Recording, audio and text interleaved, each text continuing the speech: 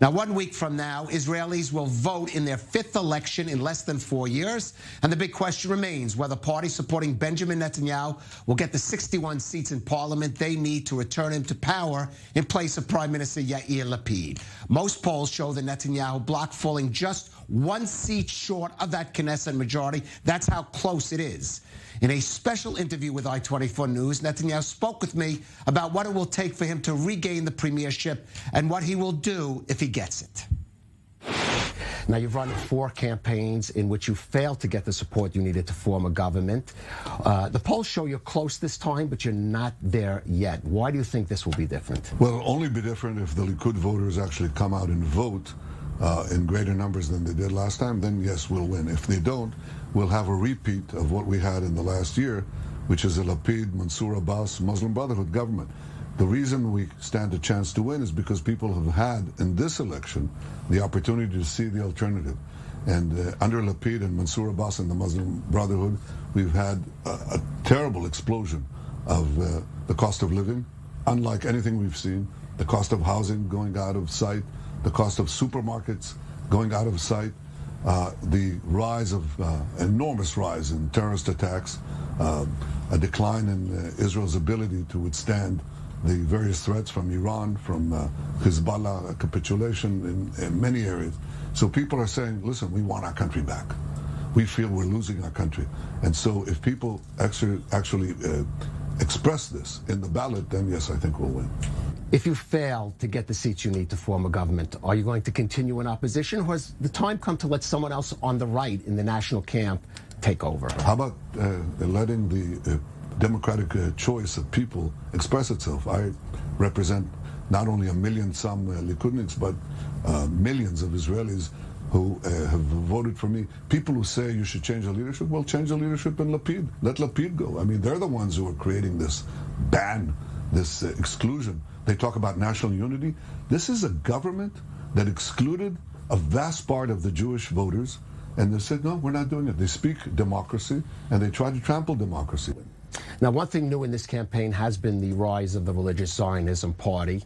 What do you say to those voices that are heard in the United States, on Capitol Hill, among the American Jewish community, that are concerned that the party, and particularly a figure like Itamar Ben-Gvir, could hold a senior position in your new government? I asked them, why didn't I hear their voices when Lapid and Gantz took the Muslim Brotherhood that is opposed to Israel as a Jewish state, that support terrorists, that visit terrorists grieving for fallen killers, murderers of Jews? I didn't hear a word about that. The Muslim Brotherhood is not represented in any government in the Middle East except in Turkey and Qatar.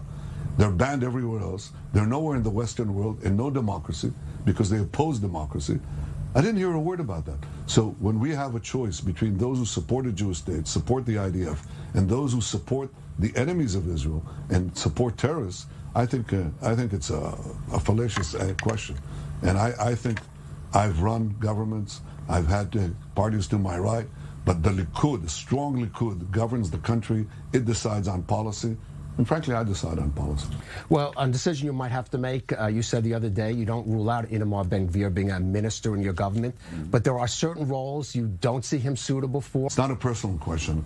It's a question of governance. What we've seen is that when you don't have a strong governing party, you have small parties that are trying to run a government, then they don't control policy. In fact, the Muslim Brotherhood controlled policy in this previous government. So from my point of view, when you have a strong Likud, then we control the major portfolios, finance, defense ministry, and so on. And that's going to be the same if the Likud receives enough votes. Now, Lapid's program is very simple. He wants a small Likud. He wants to have Likud come down by 1 or 2 seats so that Yesh Atid comes up 1 or 2 seats. And then he'd say, I'm the biggest party. The job of forming the government will fall on me. So people who are not voting for the Likud and are voting to other parties on our right are actually falling into Lapid's trap. They might elect Lapid again. If they don't want Lapid and the Muslim Brotherhood and Benny Gantz who's going along with them, then they should vote Likud. You keep referring to the Muslim Brotherhood, which is, I believe, a reference to the Ram party.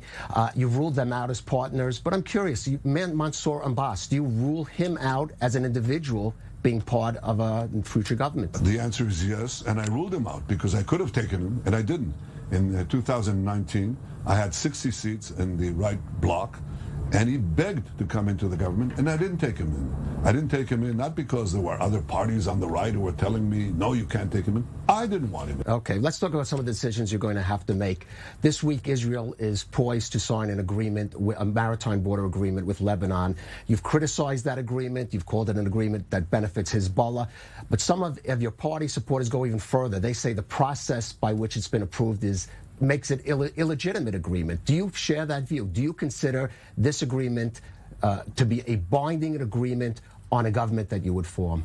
Well, I'm not sure what the legal status is, because I think they should have brought it to the Knesset. If they're so proud of it, they should bring it. But they're not bringing it to the Knesset because they know it's a horrible agreement.